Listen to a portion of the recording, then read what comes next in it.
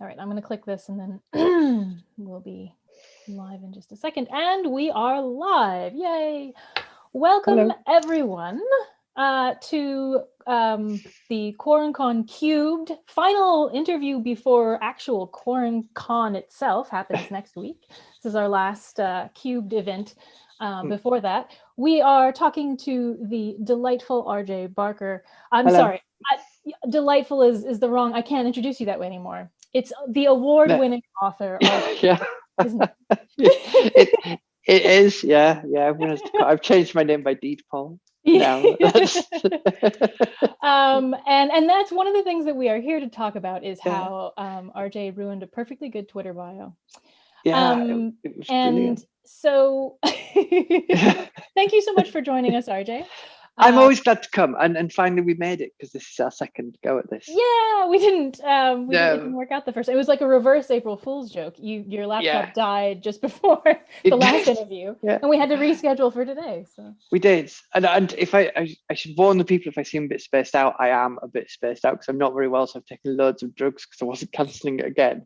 But I'm quite happy in a legal chemical chemical way. sense. But yeah.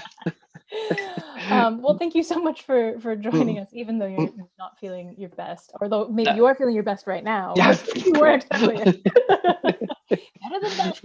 Yeah. But thank you so much. And anyone who's watching at home, please, if you have questions, I see Katie Tree is here. Hello, Katie, and Oh, hello, Katie. Bert is here. Hello. Mm, Um, so anyone who's watching at home, if you have questions at any point, throw them into the comments, and we will go over those at the end. But mm. to start with, we'll start with my questions, which I didn't send you. Ha. No, no, I'm very angry about that, as you know. It's all surprises, and I know you hate those. Yeah, I hate Um, surprises. and you hate going off script. Yeah, So I'm organized and methodical. Those are my watchwords. I bet if my agent watches this, he'll just be sat there crying with laughter at that whole idea. My editor as well. She won't be crying. She'll just have her head in her hands. Oh God, no! If only he was. Anyway, question. Sorry, off questions script already. Yeah. off script, yeah. Mm, The questions that I know that you don't, because yeah. I need the upper hand. Well, you're an award-winning author now, so you don't get the Yeah. questions in advance anymore. No. You're expected to level up. Yeah. So RJ, you had this great Twitter bio, and it was hilarious, and we all Mm, loved it. You were a multi-award losing author, yeah. and then you went and ruined it. You wrote a book I that was did. so good they just had to give you an award. Why'd you do that? I don't know. I just wasn't thinking. I guess I slipped. You I really just weren't playing the long game anymore. yeah, yeah. And the thing is, when you've written a book that's won a kind of an award, then you've set yourself a bar, haven't you? Which means now I have expectations, and I hate that. Yeah, people are going to Yeah, expect you to win more awards.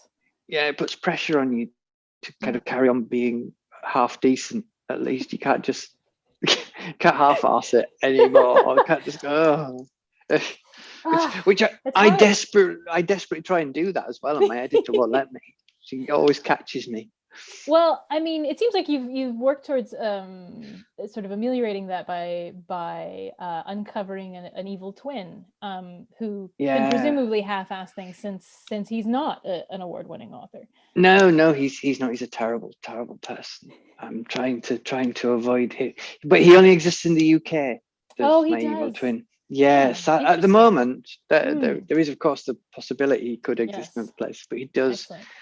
only exist, and I'm limited in what I can say about him. But Very good. Okay, he well, he writes crime novels, which that's obviously exciting. yeah, Very exciting and inferior. evil. Yeah, Inferior. Oh, yes, clearly. Yeah, fantasy inferior is obviously to worse. fancy. Although he would say the opposite, Mm, which because he's evil. he is evil. Yeah. Yeah, and why does my evil twin have the same first name as me? This is a bit weird, I just but assume your evil parents weren't very creative. no. They were rubbish. Although But yeah, presumably the R and the J stand for different things. yes, Rupert Joseph. He is. See, there Yeah, you and go. which is very confusing for everybody. But yeah, in uh, in in another world, maybe what happens is that I write fantasy, and then I write other things to clear my head of fantasy, and then come back to it because it's quite nice to jump voices. Yeah. But obviously that's not what happens in this one. No. I do have an actual evil twin. Of course. And if you look at the picture, he looks nothing like me. Nothing at all. I mean, he's definitely wearing sunglasses and a hat. Yes, which I'm clearly hat. not. Yeah, yes, different obviously. hat. Yeah. He does have really nice hair, though. He does have very good hair, but that's just very good hair. That's just genetics. Yeah, I guess you can't really. It doesn't. Bad people can have good hair. Charles Manson had quite good hair, but it's not a way of judging a person. It's a good point. You really shouldn't. Yeah, by the hair. Yeah, for many reasons, really. Yeah. It's just not a good. Though I do. The whole reason I was attracted to my wife was she had a brilliant haircut. Oh. I mean, obviously, there's more than that as you get to know a person. But first of all, I was just like, to start with, she's got amazing hair. Fair enough. Like my husband, actually, I first spoke to him because he has beautiful, long, curly, thick hair, and at the time I met him, he also had a really nice goatee, and he also always has these amazing bad guy sideburns. Actually, in fact, he looks kind of like someone's evil twin. And he and we were at an Aikido class, and I just like walked past him, but he looked like he really looked like taken out of my mind, the Count of Monte Cristo. Like, oh, cool. The image that when I read the Count of Monte Cristo, he looked like that. And I actually asked him, I was like, does the Count of Monte Cristo look intentional? He's like, you mean from the book? And I'm like, yeah. He's like, so from your head? Like, no, I'm not intentionally making myself look like this person, this imaginary person in your mind. Like, right, okay, good point. Yeah, that's not actually but yeah, it was the hair. It was largely the hair. So same. And I can be a bit face blind as well. It's been known that people I've known for years and years and years have had a haircut, and I've just not recognized them. Who's this? Yeah, who is this? How do they know so much about me? How does this short-haired person know so much about me? It turns out they weren't short-haired last week, and that's that actually. So I mean, that's obviously an extreme, but it turns out that's true of a lot of people, and it's why like you've got an evil twin writing crime novels. So I'm sure you've looked into this now, but that's why those little disguises that actually, like when the protagonist just changes their haircut and dyes it, it actually really works well, because people who don't know you well really won't recognize you if you change something like that. Like if someone's looking for you, they're like looking for a person with long blonde hair, and you cut it and make it short black hair, and boop, you've disappeared. That's serial killer 101. I mean, it's people running from people looking for them. It doesn't have to be the serial killer. Could be the good guy. No, but serial killer's where I go. It's got straight to the extremes. Fair enough. Sorry, we've gone way off on hair. Let's talk more about the award, though, before we veer off. We've got lots of random things to talk about, but a little bit more about your award first. Just it's the Robert Holstock. It's the British Fantasy Society Best Novel Award, which is the Robert Holstock Award. He wrote Mythago Wood, which is a fantasy classic. Very talented man. So, but weirdly, this is one of those odd things, because my reading as a young person was very random and mostly based on what was in secondhand shops. But there was a video game called Elite, which I loved, and it was for the Commodore 64, because I'm that old. Okay. And it came with a book called Dark Wheel, and I loved this game, and I loved this book so much. I absolutely adored it. And it turned out Robert Holstock wrote that book, and it's one of the huge influences on my writing life. Neat. And not from the way that everyone would expect when you say, but I didn't know until I won the award that he and I just thought, oh my god, he wrote the Dark Wheel. So that's amazing. But I'm not. We talk about being that. I always think people might not actually know me, so they might not realize the whole award-winning author thing is a running joke. Because I'm actually quite uncomfortable with awards and art. I'm not You 'Cause said that in our last interview. If anyone wants evidence, they Mm. can go back and look at the last time you and I spoke. Yeah. And we were talking about the multi-award losing author thing as the joke itself. And then we Mm. even talked a little bit about like, well, what are you going to do if you ever actually win an award? But It's your fault. You it is. I'm jinxed sorry. me. I totally Yeah, you did. you know what? I'll go ahead and take full credit. Go ahead and send the award to me. Yeah, I will. I'll put it on my mantle. Yeah. But there's so much that is out of control. Like you would never have won an award without Orbit and their publicity people, Nazia, who gets it out there, and so it's not. I don't know. I don't know. Can you not ever the most say even playing field? Like it's and can you say one novel is better than another? They're just different. They just happen to be what that group of people like at that moment, and so I'm not giving it back. don't get me wrong. No one's getting it's mine, and I've won it. Which and I'm taxidermy brilliant. gets to hold it? I don't know. I've not decided yet. Okay. It's a bit difficult because none of them really have. The raccoon has arms, but he's using it to be in a tree. Yeah. So that's not. It Would could go with as a hat? Not really. It could go with our lion cub, because he's in a bath. Well, he's rowing a bath across so he's got a paddle. Yeah. But, yeah, he could be rowing the award. Yeah, he could be rowing. He's got little oars, and he's wearing tweed. I'll put a picture on Twitter of him later on, so you can. Please do. He's very special. He's my partner's favorite thing. She absolutely adores him. That's what she wanted for Christmas. She'd seen it about 4 years ago on an auction site. It was because we don't track down new taxidermy. We're not into that. It's like old stuff that no one loves anymore, and it's an ex-museum exhibit from Victorian times, and it was originally in the mouth of a lioness, and the lioness is long gone, so it's in a really weird sort of hunched over position because it's meant to be hanging, but it just meant that he fitted perfectly into hang on, I'll get him. Get him. I'll get him. To everyone watching at home, I'll narrate while you're grabbing him. To everyone watching at home, RJ has the most amazing collection of weird taxidermy that I have ever witnessed. Can you see him? Yes. This is Siegfried. And this is all my wife does all the clothes and because he's not got a mane, she got him a mane. It's a removable. And there's these little oars that are made from wooden spoons. And that is precious and brilliant. Yeah, she loves them.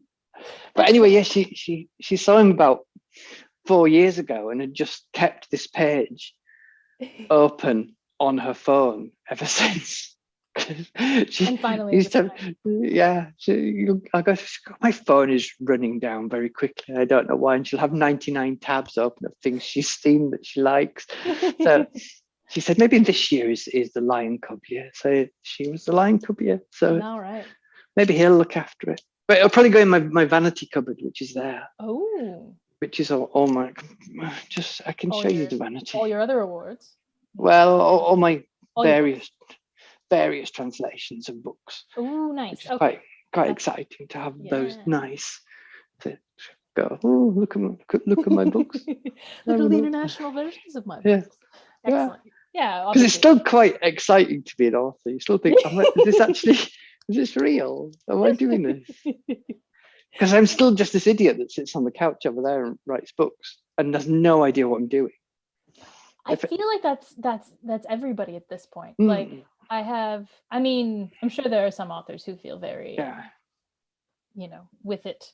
But most of the people that I've spoken with, fantasy authors in particular, I think we're a lot of like, I don't know I'm just making things up. I mean, but that's literally people are paying me to make things up. So I have this nightmare that one day my editor is going to say something like, oh, can you just correct the story arc of this character?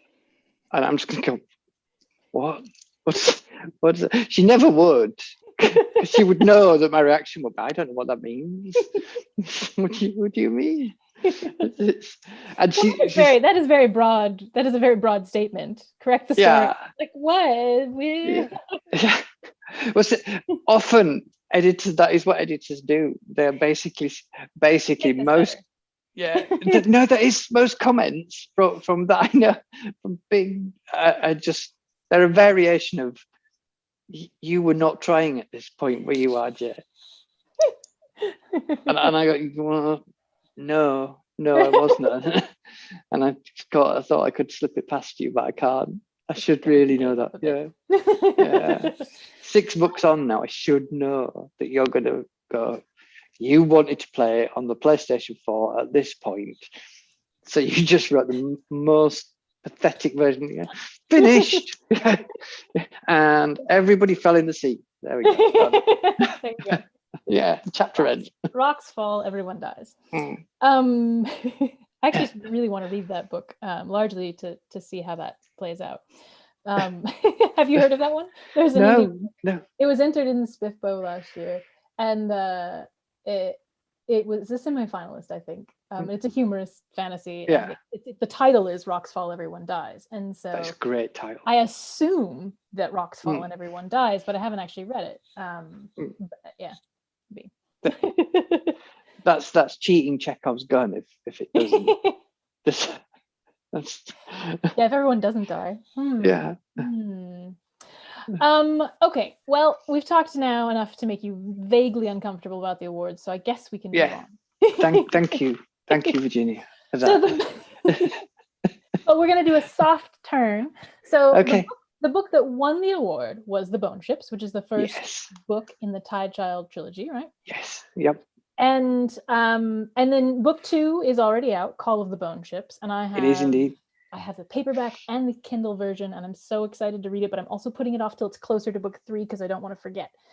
Book 3 is coming out in September. Is that right? It is, and it's all done. It's finished. Right. Yeah. So even if I walk under a truck tomorrow, you will still get book 3. Please don't. I don't go out anymore. Yeah. And when I do go out, I don't cross the road. So, that's cool. Good. Okay. I stay on this side of the road. So just on this side of the road. Yeah. I'm very careful. Might be so sad. But even though the Bone Ships series is finished, I would still be so sad. So it's done. And what is there anything you want to tell people who've just read book 1 and they're like, oh great, here's this amazing award-winning book, and now I've got books 2 and 3 coming out? What can I tell them? I don't know. There's definitely more ships. Excellent. And there's more sea dragons. Excellent. And I think what I can tell is I'm really lucky that I work with people that I like and I trust at Orbit. This is a real gift. And the thing I can tell you is that for the last book, my editor and my copy editor, who are the people who read it closely and are the most critical, both said you've really stuck this landing. So that's good. Yeah, and my editor wept multiple times. So I was like, yes, still got it. Mission accomplished. Yeah. Good. But it was quite a just it. I'm always impressed by how clever editors are, because Jenny, my editor, when she went through the Bone Ships Wake, she spotted. I don't tend to touch wood, be the sort of person who does big edits. I'm not like rip out half the book and rewrite it type, but what I write it tends to be quite close. And she picked out 4 things and said these 4 things need fixed. Can you find a way? Because she never tells you what to do, because I would react badly. Also, that it wouldn't be your story, it'd be hers, right? So that it's a proper skill as being an editor. I can't do it. I cannot. If somebody asks me to look at something, I can only rewrite it how I want to do it, and that's not helpful. But it was just this lovely that she pointed out these things, and I suddenly realized that actually I could draw a line straight through all these things, and it just made the whole story go and tighten it all up. Nice. And it was absolutely what was missing from the first version of it that I didn't know until later on. So and I'm quite pleased. I think it's done what I wanted it to, but you never know until it comes out and people start reading it. and then they send you emails. You've ruined it, ruined everything. Absolutely ruined it. Yeah. It's the second series you finished, right? Yes. Yeah. Okay. Was it easier to finish than the last, or was the last one even hard? Like, finishing series always seems like a challenge, or at least it always feels like an accomplishment once it's done. But like, yeah, it's things are always a lot easier in hindsight than they were at the time. I really enjoyed writing the last one. The second Bone Ships book was probably the hardest book I've written. That was really difficult, and I'm really pleased that it's been so well received, because I struggled with it in a kind of, it was coming out just as the first book was about. The hardest bit is when the first book's about to come out and you don't know how people are gonna take that, because it was completely different to what I'd done before, while still being recognizably me, because I have certain interesting things that interest me that I'll always come back to. But the way language was used and everything, it was a different thing. And I knew there was going to be some people who wanted more of Girton and the Assassins, and you're not getting that, and that's going to be some disappointment. And kind of, you just think, oh God, and I was sort of partway through this book thinking, have I made a terrible mistake? And also because ships are very, very difficult to write, and I would advise you not to do it. Too late. yeah. Don't do it. Oh, just all the stuff you have to remember. And I made up my ships, so I didn't have to remember most of the actual stuff. And it's still hellishly complicated. Yeah. You're just like, oh God. But yeah, no, I always feel like I write in a kind of peaks and troughs. You know, there's this sort of uphill battle, and then the last third of a book is really quick to write, because everything, you're just tying everything back in then, and that's the bit I find easiest, because I like problem solving, and that's the joyous bit. So the third book has so far generally been quite easy to write. The third Assassin's book was, and both third books I've started it with no real idea what the story was going to be. I know where I want to go, but I'm not quite sure how I'm getting there. No. But if you knew where you were headed, at least there's that. Yeah, and then you kind of write it, and you write your first draft, and your first draft is terrible, and mine always is, and that's okay, because that's how you find out, and then you realize which bits matter, and then you can just sort of pull it all together. And by the second or third version, I've got something I can send my editor, and she and it's still full of terrible grammatical errors. She has been known to sort of get a third of the way through and just put a note on going, I'm leaving it for the copy editor now. Making a note and making it someone else's problem. Yeah. Learn to use the English language, Arja. But that is what editors are for, and we love them for it. And yes. Ships are hard. Too hard. That's our advice. I've just cheated and used a ton of magic to make ships do ridiculous things that they cannot do, and I'm okay. Yeah. The thing is with stuff like that, it is, if you can sell it as feeling real, 99% of people will buy it. Right. And you'll have a few ship people who are like, this is bollocks, and you're like, yeah. Yes. Yeah. Because my dad's a ship person. He's qualified as a captain of tall ships. Oh, amazing. And he bought it. He said, yeah, I know on a technical level some of it's very wrong, but it feels right, and that's what matters. Yeah. It's like, the thing is that there's two kinds of people. If you have a castle in a fantasy book, most people are going to go, there's a castle, brilliant, love castles. And then there's 5% are going to go, well, where is the supply chain? Yeah, right. Where is it? How is your castle getting any of its food? Where is where are they housing all these guards? Yeah, how is this? And mostly that doesn't matter for the story. So you don't, and I always think if you put a castle in it, you just presume all that stuff's there. You don't have to say it's there. I wrote a big thing about rope works that was in the original version of Bone, because I like rope works. And then you kind of realize that that's just there for me. No one needs to know this. It's just not And of half your any audience is importance. going to be like, why is it all lines and sheets? And why is it, what are we Yeah. even talking about? And then you're like, no, but those are ropes. Yeah. It's really important. Do you know how long these buildings were? Don't care. Do not care at all. So it's kind of, it's, can you sell it? That's the thing about fantasy. Can you sell it? Like a dragon is intrinsically a ridiculous thing. If you actually seriously sit and think about a dragon, it's just like, no, Charles Darwin would not put his beard on that. He's like, that is not a thing. It does not. Yeah, you got to do some serious. So yeah, does it feel real? Most of it does. And if you're coming to fantasy, you already want to believe. You're reading it because you want to believe. So you've got that.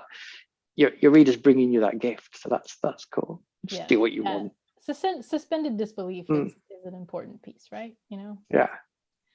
But it's, I mean, I think you run into problems when you break your own rules, right? Like whatever bits you've already set up. But other than that, yeah. And it's also, it's just down to the audience too, right? Like not everyone's going to like whatever you've done. No. Even if you've done it to the best possible version that it can be, like there's still just people who aren't going to like it. So you can bring as much realism as you want, and someone will always complain. So you use only realism as you want.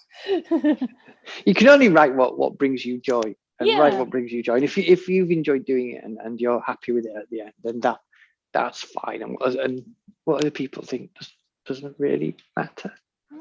If I cared what people thought, I wouldn't look so stupid. What are you even talking about? Yeah, and I've looked so stupid. You have amazing hair. No, I'm quite ridiculous too. It's quite cool. I'm not wearing a hat today. I was wearing a bowler hat earlier on, which is probably a bit much for suburban needs, but well, why not? I mean, it's a bowler hat. Why wouldn't you? Yeah, it's very important. I personally think that if the more that we embrace a bit of the ridiculous, the better our lives are. So.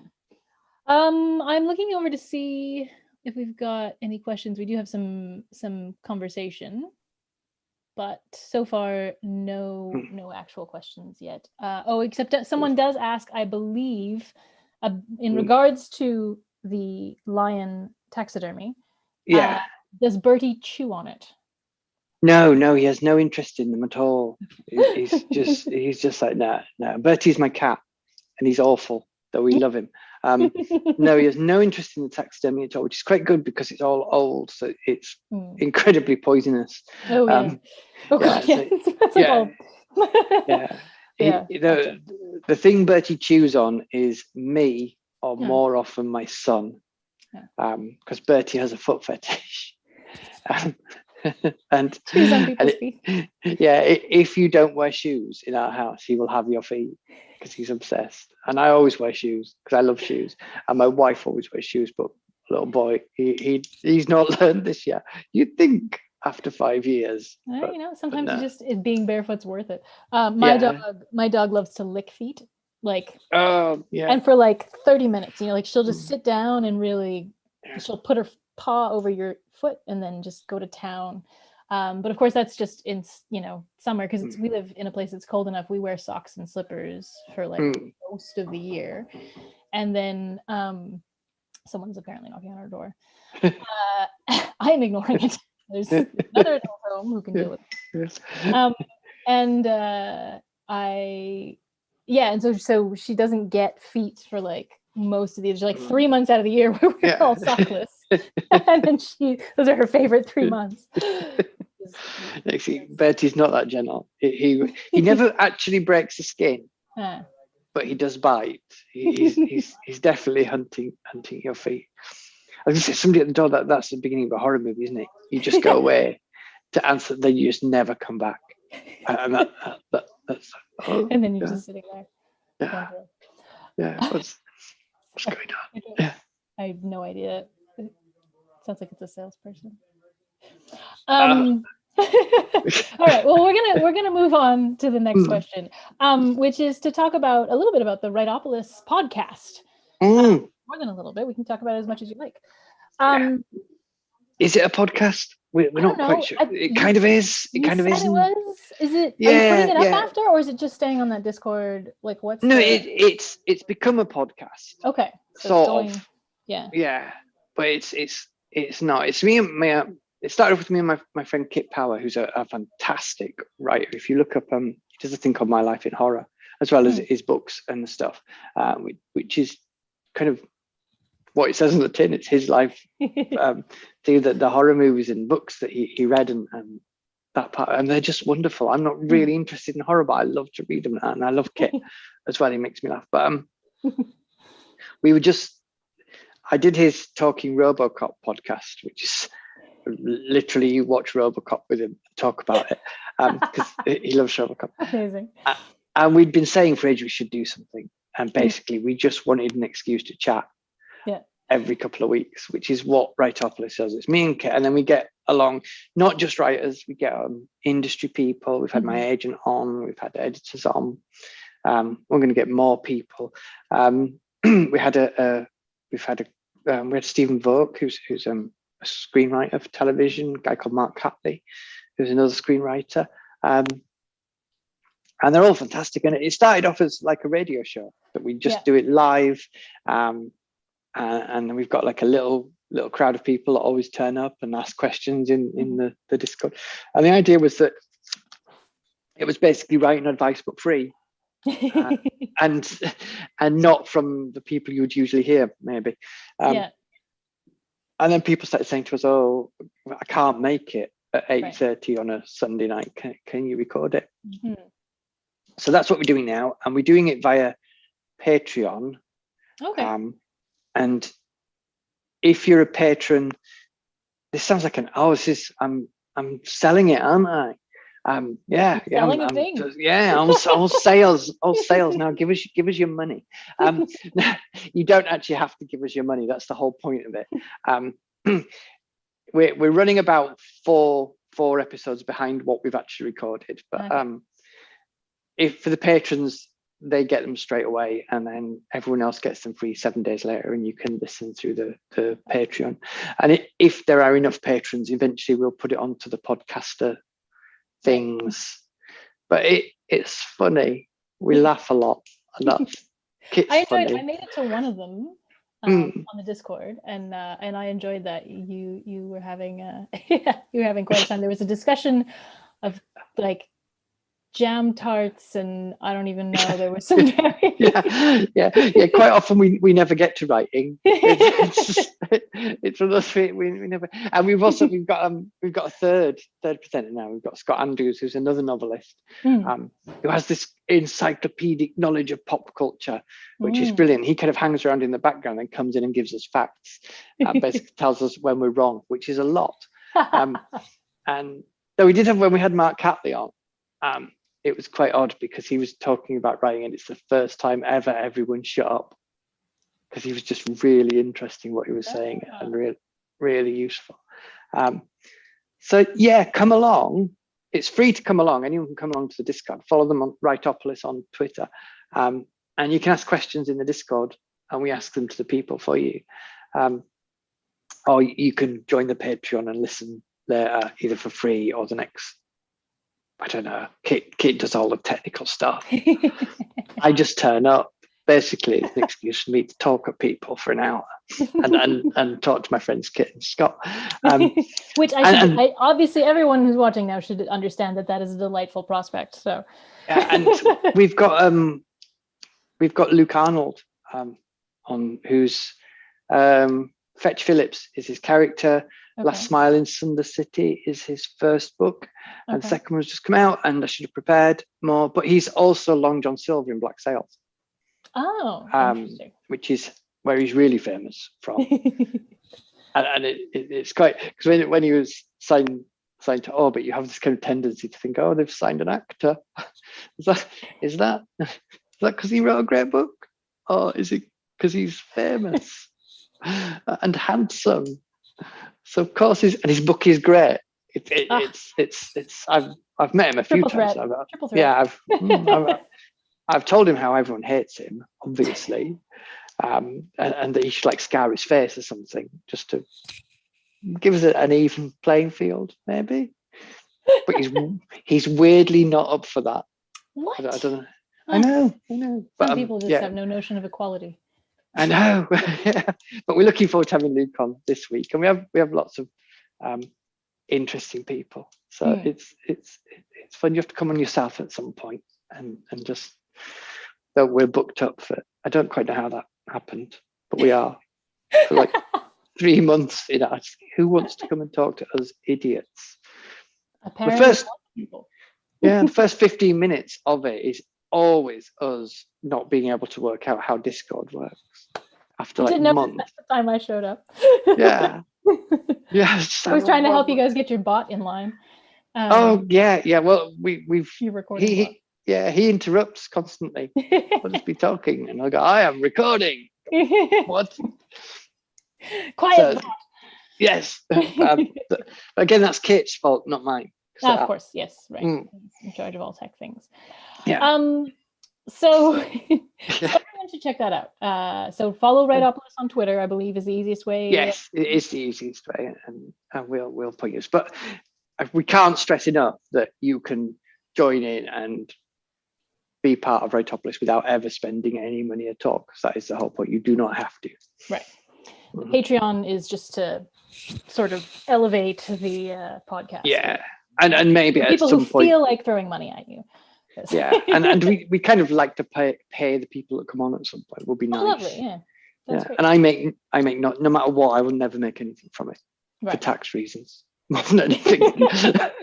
Like, just one income stream is enough. I don't want to complicate things. It's already hard enough keeping track of royalties.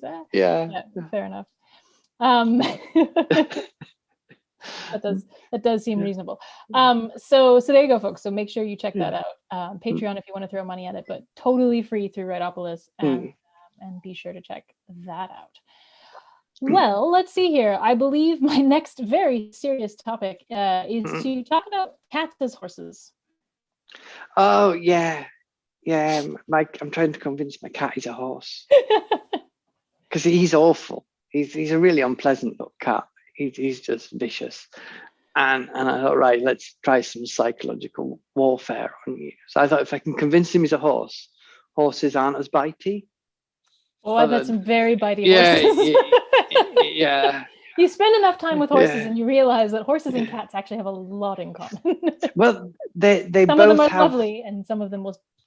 Is it the Jacob's organ that they both have? It's like in the roof of the mouth. I don't know. Cats and horses have. I think it's the Jacob's organ. If this isn't true, it's because my wife is winding me up, which wouldn't be a shock, but it's a kind of extra scent organ. I'm gonna have to look it up, Anna. Okay. I'm not gonna do it. I'd be rude if I googled it now while I was doing this. You could. We could ask the audience to do it. We got a couple people watching. Yeah. Someone look up the Jacob's organ. Yeah. Someone look up the Jacob's organ. Cats and horses, and tell us what we're actually talking about. Yeah. What we should do now is make it really uncomfortable for the people watching and just go absolutely silent until someone says something. Until somebody says something. Even with the 20-second delay. Yeah. They won't even know. There's a few more seconds before they'll even have heard us talking about it. Oh, that'd be double uncomfortable. Yeah, and then we'll just sit here for a long time. Just wait. That's probably tap our fingers. not going to help QuorumCon, though, is it? So I watched QuorumCon. Yeah, it was really weird and uncomfortable. I didn't like it.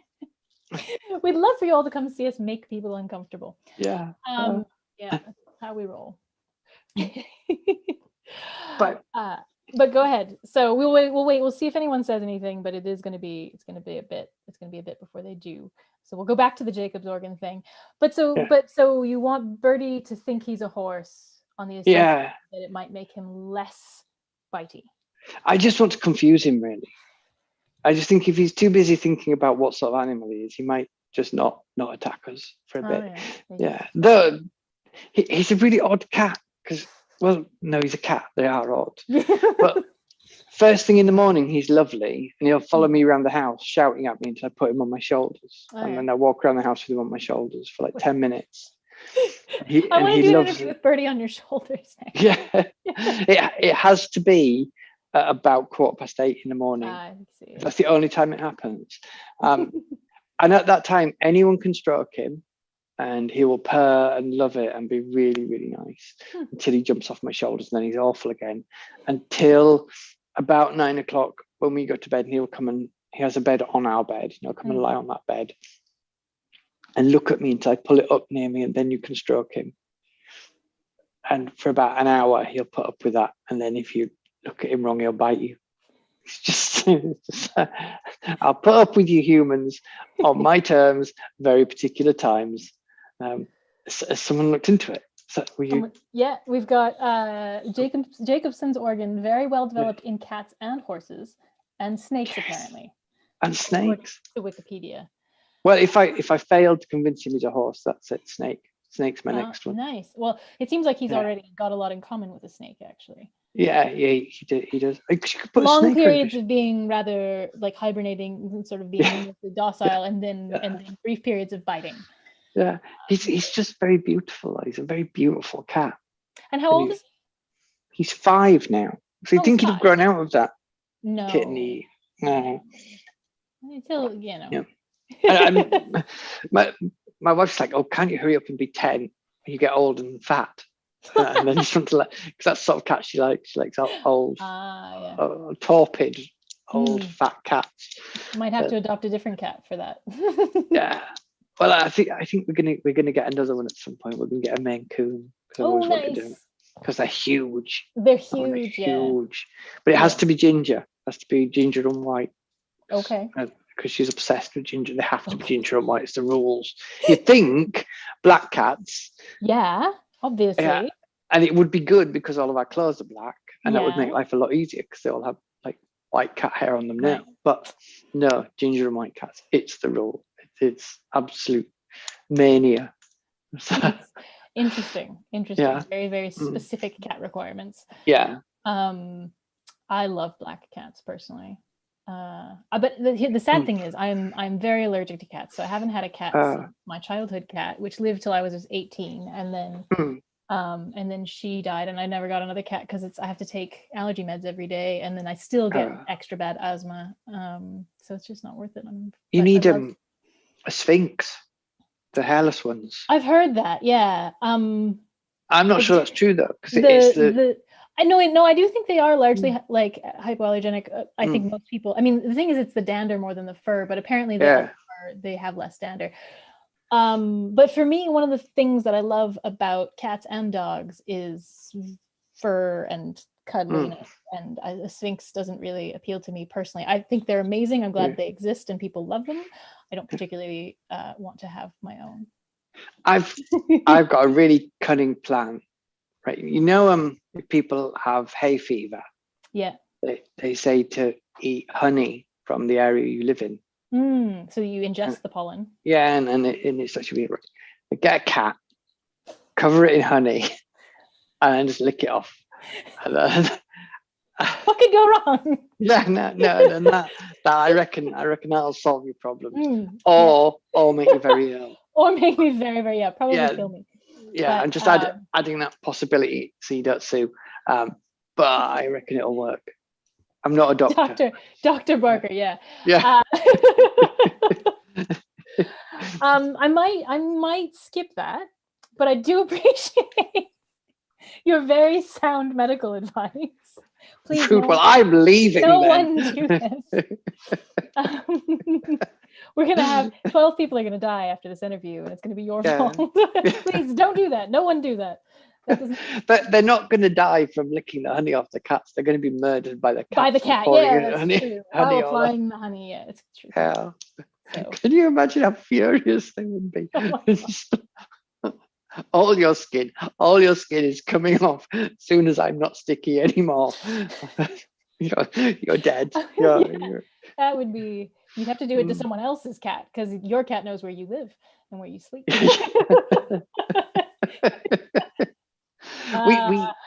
We have an extra cat. We have Richard, not our cat, who's desperate to live here, and he's much nicer than Bertie as well. And he can, if we've got, he's wander by. Yeah, he's big and he's tabby, and when the windows are open, he'll kind of come in very slowly and he'll just sort of stop halfway through, and just you can see on his face that he knows he doesn't live here, and he's kind of thinking, I want to be in there, but I shouldn't be in there.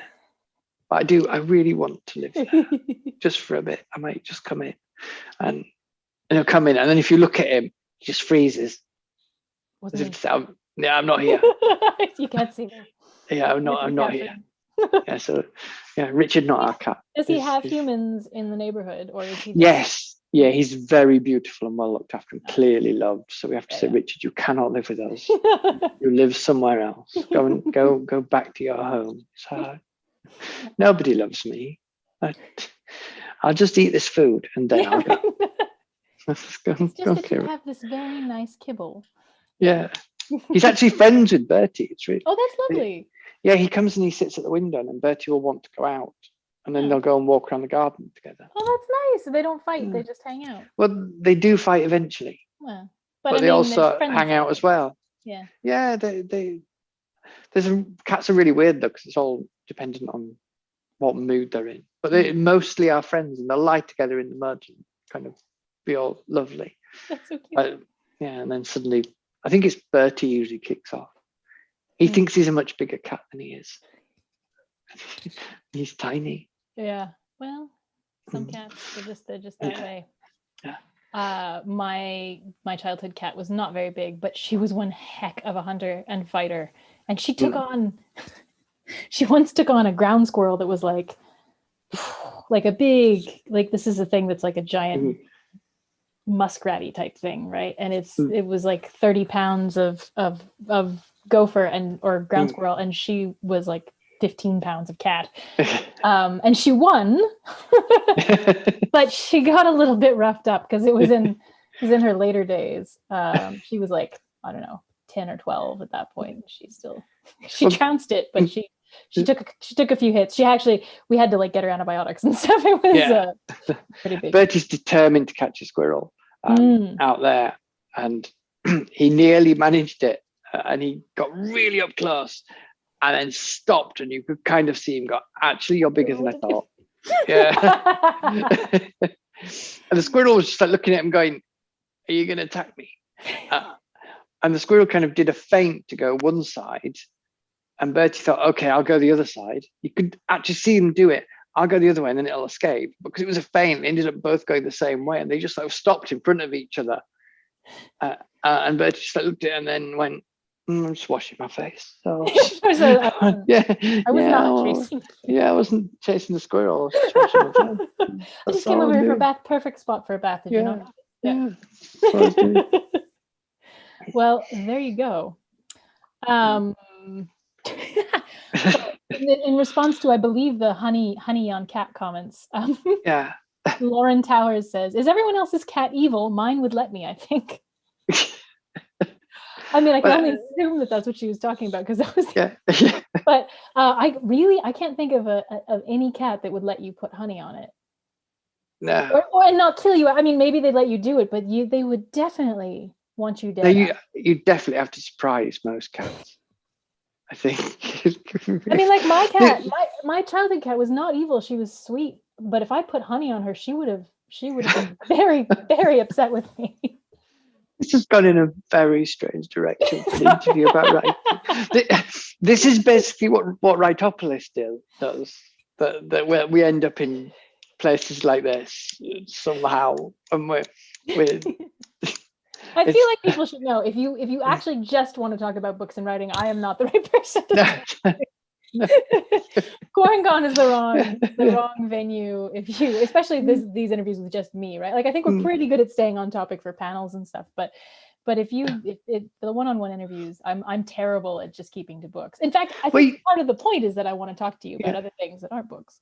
You can go anywhere and hear people talking about writing, because they won't shut up.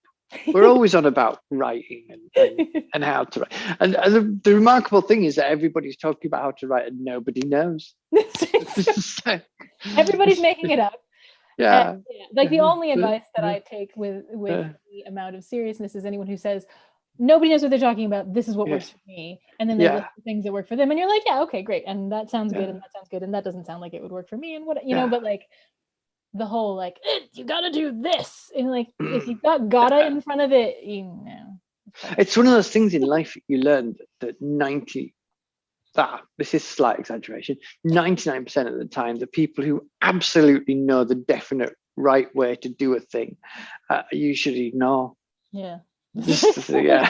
Yeah. No, you don't. I People really- go, you could try this, probably. It might work. Hmm. But people who absolutely know, you just like, no, I don't really trust you. Yeah. Even doctors. Yeah, honestly. Yeah. I have a doctor that I love because one of the things that he says is, I mean, like he you know, he freely admits that he has to, you know, look stuff up for answers, Yeah. and then it's just like the best, you know, best guess. Mm. And he's got a lot of, you know, he's like, yeah, I got a lot of training and I've got all these texts and I've got, but like we need to figure out what actually works for you as an individual human, and not just like, yeah, That's I like that. proper doctor. Yeah. My voice is starting to. Oh gosh. Okay. Does that mean we should wrap up? Before No, it's all right. I'll do a bit longer. I've had a cold all week. I don't know how I've managed. We've had one of the warmest weeks in the warmest March weeks in the UK ever, and I got a cold, which is just. Yeah. I'm blaming my vaccination, though it isn't. It's my vaccination. Yeah. Oh yeah. Mm-hmm. Yeah. Which I had like 4 weeks ago. Yeah. Giving me this Have you delayed had cold. 1, 2? What do you? I've had one. I've had the Pfizer one. Okay. So and I had a very painful arm, and that was about it, really. Yeah. And my wife had the AstraZeneca one, and she was quite poorly. Oh, got hiccups, and it put her out. It put her out for 2 days. She just sort of slept for 2 days, which is very, very rare for her. But better that than getting better that than actual COVID. Yeah. So yeah. So my oldest brother has gotten both his shots for Pfizer, and the first one was just he had a sore arm, and the second one he was just like out for pretty much 2 days. Like he just yay! I've got that to look forward to. But yeah, exactly. Yeah. But I mean, you know, but it is. I mean, it is kind of like yay, because it's like, well, I mean, that sucks, but it means your immune system actually was working. It's working. Yeah. Hey, we're gonna prep all the things. So that's great. Oh, Misty was here and now she's gone. Bye, Misty. Thanks for showing up. Oh, hi, Misty.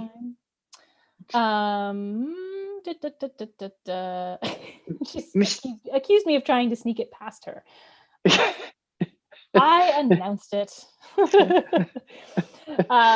They might just not have believed it was going to happen after last time. Yeah, that's fair. I mean, April 1st, she was probably like, yeah. Is it actually going to happen? Okay. You know, okay, so we talked about hats a little bit, and you said you were wearing a bowler earlier. Yeah. But like, you have a very fine collection of hats. I do. Can you show us any of them? Are they all too far away? No. I can get. Oh gosh, hang on. Bear with me. Bearing with. So last time we talked to RJ, everyone, there was discussion of a tricorn hat, and did it actually show up? And anyway, RJ has lots of really nice hats, and I like nice hats, and very few people wear them anymore. And RJ actually has them, so that's why I've only got access to 2 at the moment in here that don't, because some of the others are. But bowler hat. Bowler, very nice. Which I love. And then this is the tricorn. Yeah. Ooh, that's my favorite, I think. Yeah, but it's really annoying because right. It came. You told me this, but yeah, go ahead. Yeah, and both my little boy looks amazing in it. He just absolutely kills in it. He's got really long hair. Yeah, and he just looks fantastic. My wife also looks brilliant in it, and I look kind of all right. Yeah. I do. I like it. I think it's a good look. So you can definitely rock it. It's just, as long as I don't actually steal it from you. I can't now, because whenever I'm wearing it, I know that spiritually it should be with another member of my family. Interesting. Yeah. Well, then I guess you have to buy another one that's bigger. Yeah, well, I think I need a bigger one, and one that's more on it, because I'm an award-winning author. I don't know whether I've mentioned that. So maybe some peacock feathers. I feel like that's gold lacing. There you go. That'd be. Actually, I'm not a gold person, so probably silver. Platinum. Ooh, there you go. Yeah, white gold. Yeah. So, Platinum band and peacock feathers. but there's this hat as well. I don't know if you can see. Can't. I don't know if I'll get told off for showing you, because is it a secret it's hat? in the slightly less tidy areas. Oh. But is it a bonnet? Yeah, it's like a turban-y thing. It's kind of like a turban. I'm looking. I was looking at the lace. I can't see. Yeah. This thing. It's Gotcha. on. I say turban. It's not like a proper turban. Right. It's like the kind of thing that women would wear. Yeah, and call a turban when actually it wasn't. And that's on a leopard. Of course. And dead leopard, in case anyone was wondering. Yeah, and it's a leopard skin carpet. You can see it it's behind got me. the head, of course. Yeah, and it came from another writer, and I believe his granddad had shot it in India in the days of the Raj, and it had come to his house. And parts of this I might be making up, but anyway, it was in his room with him growing up all his life, and it's become quite. And he'd put on Facebook, I've got this really raggedy, knackered old leopard skin that it feels wrong to throw it away because it's part of my childhood and it was an animal, but I don't know what to do with it. And about 10 people just went, RJ.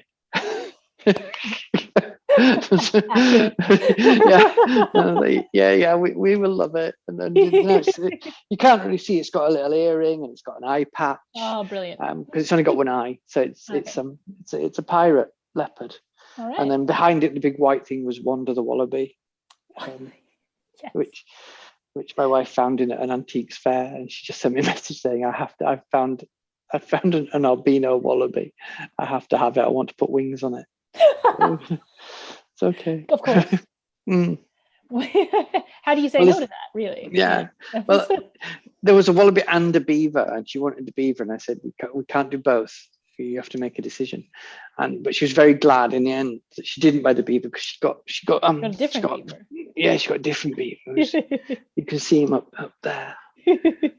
And he's got a tea set, and he's got his little dog collar. He's a vicar. That's right. You showed that. Yeah, because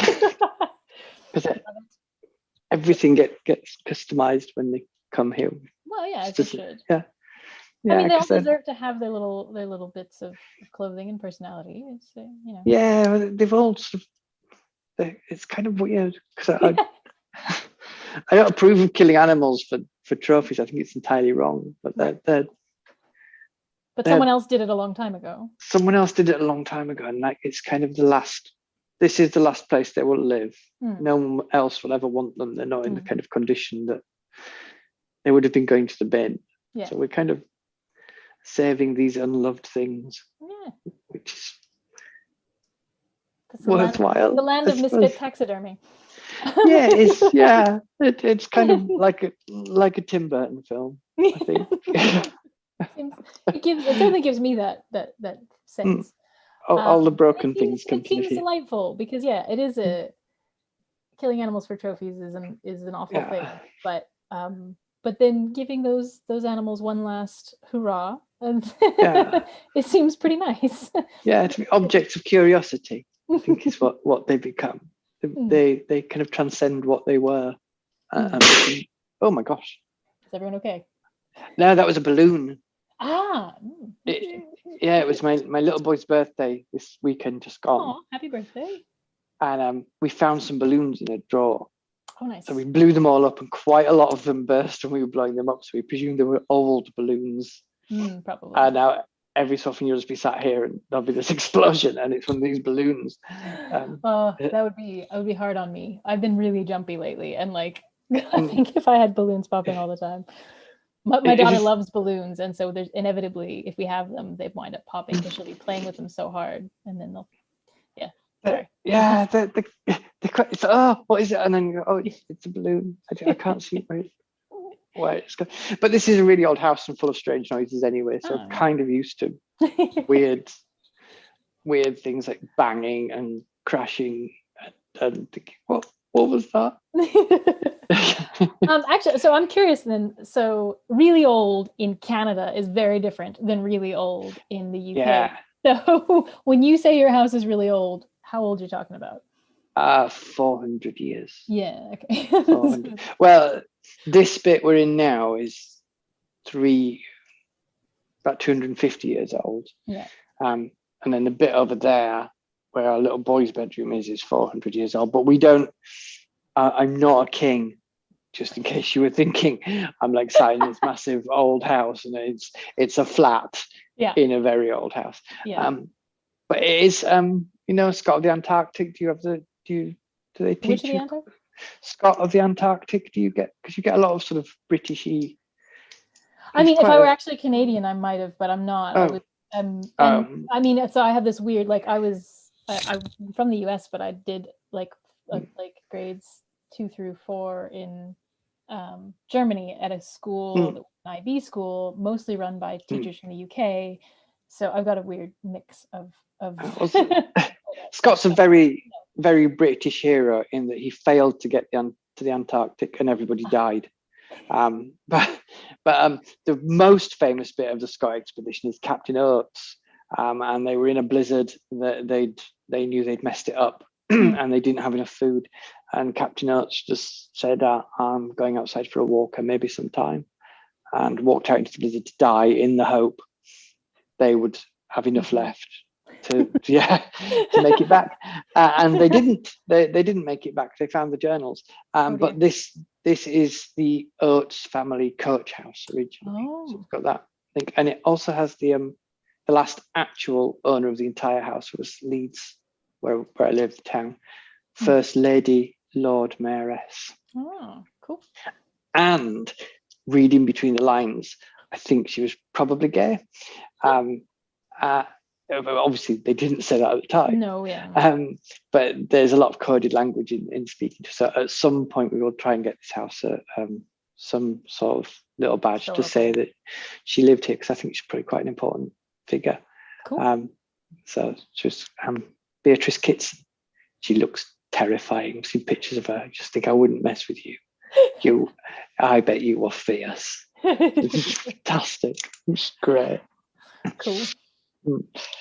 I always like asking stuff like that because like a 400-year-old house and multiple historical figures being attached to it at different times, and like, living in Western Canada is like, we're in what's considered a fairly old house and it was built in 1930,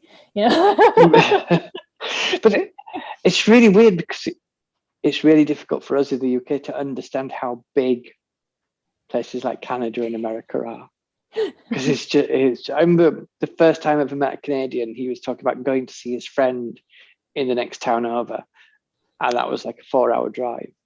I was just like, what? No one in the UK would drive for 4 hours to see their friend unless they were staying for a week. And he would like go over for the night, come back, and just say, no, your country is too big. Don't give it back to these people. You don't need all that country. Well, then you get into the complicated fact that it's all stolen anyway. So, but it is quite large. And there's a lot of space between things out here. And so, like, Winnipeg is the capital of Manitoba, and the nearest other capital is Saskatchewan. If you go to Saskatchewan, like the big cities there are Regina and Saskatoon, and those are like 8 hours away or more. But then the next such good names, though, aren't they? Saskatoon is great. And then but then to go the other way, like if you want to go to Ontario, is also a province that borders us. But if you want to go to Toronto, it's a 2-day drive. It's like 19 hours in a car to get there. And people do it, don't they? It's just like, I've done it. I've driven there to do a book thing. It's like for a weekend, because I happen to really like big cross country drives. They're fun for me, but your roads are straight as well, aren't they? That's the straight roads. The straight roads. Well, so that's a US thing. Canadian roads, I mean, straight, sure, not all that well maintained comparatively. Like, so as someone who's really used to U.S. interstates, honestly, interstates are kind of like the only thing that the U.S. does well. Like, really, like. So America has so many problems, and the only thing that they're kind of okay at is interstates, which is like these really massive highways that are fast and reasonably well maintained, and can get you from through these massive states in a fairly short period of time. But you have mooses and bears. Do you have mooses and bears? Yes. Oh yeah, we have moose and bears, and actually, so I live in a province that has polar bears because Manitoba goes far enough north and up onto the Hudson Bay, and then we actually have polar bears in this province. I have never seen one in person. No, I wouldn't actually want to see a polar bear in the wild because they're quite fierce. They can be, yeah. They can be. They don't mess about. Very territorial. No, they don't. They're not like a fuzzy bear you want to just hang out with. But no bears really are, actually. Like, there aren't. There aren't saying Paddington. You saying Paddington has lied to me. This is horrendous. Yeah. Sorry. I'm sorry. And Winnie the Pooh also. Yeah. Vicious bear. Yeah, they're not friendly. But yeah, and there are wolves. We've got wolves here, and very big lynxes. The Canadian lynx is actually quite large. They're beautiful, and they look like you should be able to stroke them, and you really can't. Probably shouldn't. No, I don't think that would end well. No, I think they would let you know that it's a bad idea. Long before you actually got to them. I think. Like the bear. The bear would let you know it doesn't want a hug. Yeah. Yeah. Steven Erikson. Yeah. Who told me a brilliant story about bears. He said he was at a park. This is his story to tell. I shouldn't be telling, but I'm going to anyway. Sorry, Steven, I'm ruining your story, but it's such a good story. He was at a party with his friends when he was very young. We were all getting very drunk, and he went to go to the toilet for a wee, and it was full, and there was a queue, and he couldn't be bothered. So he thought, I'm just going to go in the back garden. So he went in the back garden and decided that he would wee on the compost heap. And he was doing his wee on the compost heap when the compost heap opened its eyes and stood up.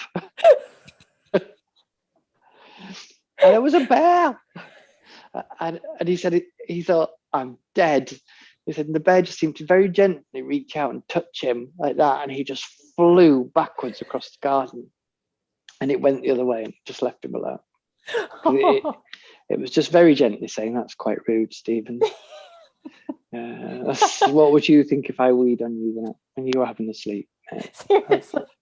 That's quite rude. I'm aware of my own strength, though, because I'm a responsible bear.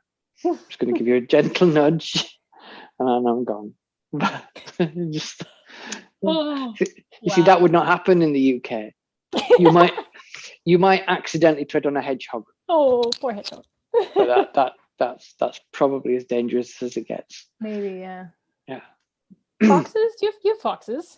We do have foxes. We've got a pair of foxes that live in the garden, and they bring their cubs out. Oh. And they play on like the old grounds of the house. It's quite nice to watch them. They're really sweet, but they sound like babies being murdered in the middle of the night. There are a few animals that have those calls. Yeah. And another one is mountain lions.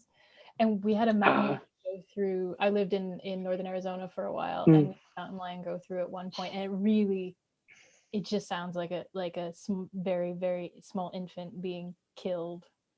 So that's horrifying enough. You like wake up to hear that, and you're like, yeah, what's happening? And then you realize it's not actually that, but in fact an animal that's likely to do that to you. And it's really weird how terrifying animals are, because you have this image of animals being kind of really lovely. And we went to a zoo and we walked through the ape house, and it was like all glassed over, and you walked through it and they were around you. And there was the silverback gorilla, and he was just sat there being in charge and stuff. And he clocked my wife, and he clearly thought she was quite lovely. He just like would not stop looking at her. And she just turned around to me and went, I have to get out. This is terrifying. And she can't watch gorillas on television now. Oh They no. come on television. She just brings back fearful Yeah, memories of this alpha male gorilla thinking, right. well, me and you, my dear. Gorillas are Yeah. not small. No. Especially a male like a silverback is like, oof, yeah, Yeah. that would And be all disconcerting. That would be very all muscle. Yeah. It Yeah. would have gone badly for me if he decided to ask me outside. So let's Yeah, sort this out at judgment. I would not Yeah. fight a gorilla. Yeah. I Uh, would I would just have let turned. them win. Yeah. Yeah, Yeah. you I would just just been turned like, to my. go ahead, take turned her. to yeah. Do you not think he's actually quite attractive? Yeah. Go on, he's lovely, isn't he? Yeah. It'll be fine. I'll Yeah. come back for you tomorrow. Oh God, yeah. But yeah, and we were.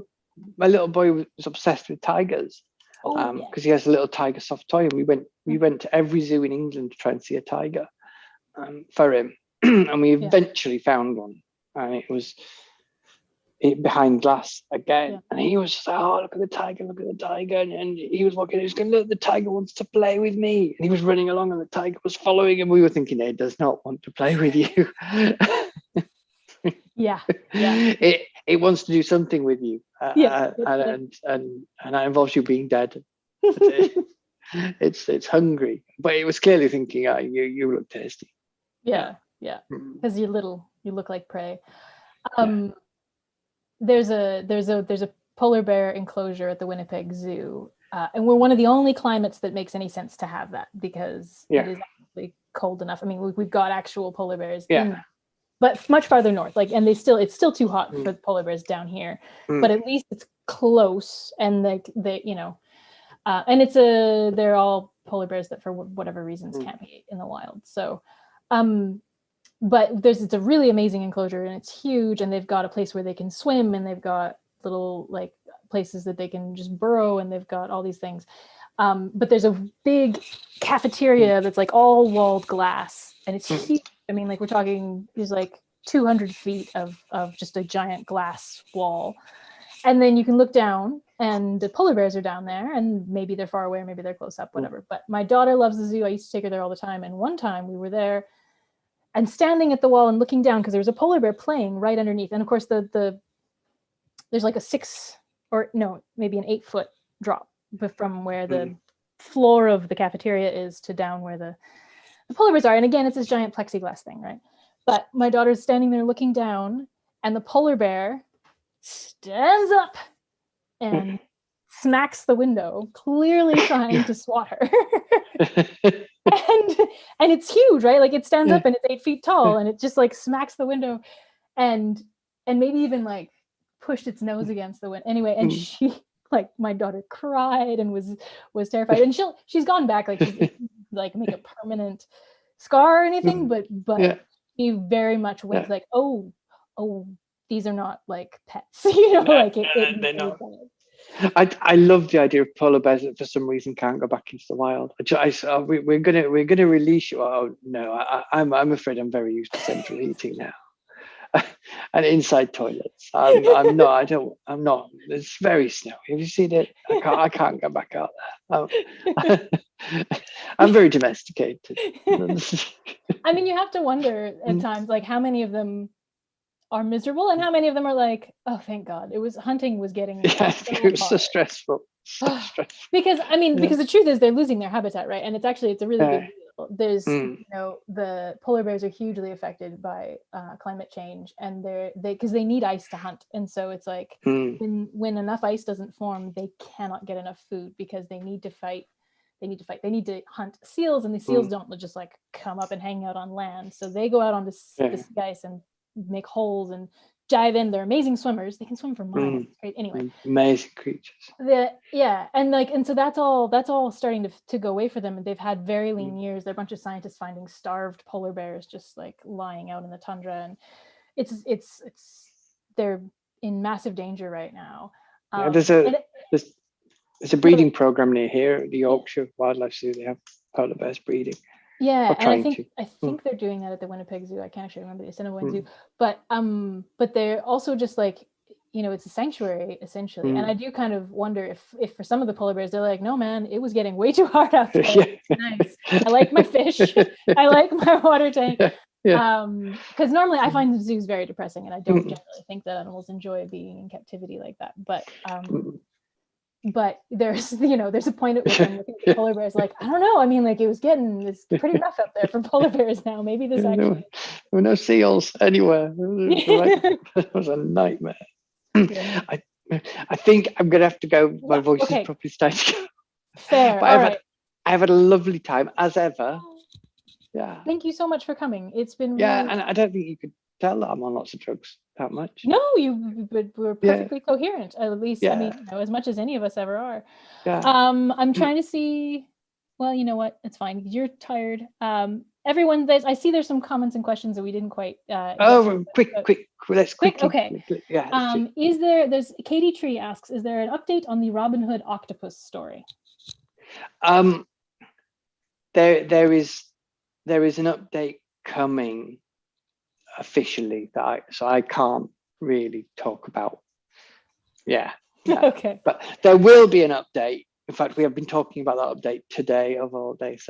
So that's reminded me that there will be an update, and also reminded me that I cannot talk about the updates. But yes. So an update exists, but it cannot be given currently. Yeah. That's okay. Well, that's good to know. Yeah, I will mention it very subtly when it's time, I imagine. Yeah. Excellent. I think that was the only real direct question. The rest is mostly just talking about cats and not licking them, which I think we can all internalize on our own. Well, thank you so much for talking to us. That's been lovely. I was going to ask, my last question was going to be about what's next, but if you want to, I don't know if you want to take any time to talk about it, whatever projects we should be on the lookout for next. Obviously the third book is coming out for the Tide Child, but that's done. Yeah, there's the Bone Ship's Wake, which will tie up the story of Joran and Maus, because I write trilogies, and then I write other things because I'm easily bored. And then my next thing is kind of Robin Hood-y. Okay, so that's the Robin Hood-y, and I've done like big open spaces in the Assassin books. That was like big moorlands, and then I've done the sea. So this time I'm wanting to do forests. I like forests, so that's my next thing. And then if you're in the UK, you can keep an eye out. You can follow the Twitter of my evil twin, RJ Dark. And those books are kind of, I don't think there's that much like them in UK crime at the moment, which is why no one wanted to buy it in the big publishers. If any US publishers are watching this, know that we all want to read this book. So it's get your act together.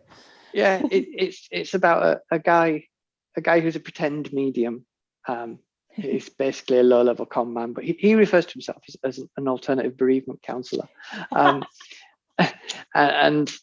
his best friend, who is a gangster of sorts. He's quite a violent man, and but they're good-hearted, and they get themselves in trouble with the local ruffians, and have to try and get out, but they're trying to help somebody, and basically they make all the worst decisions and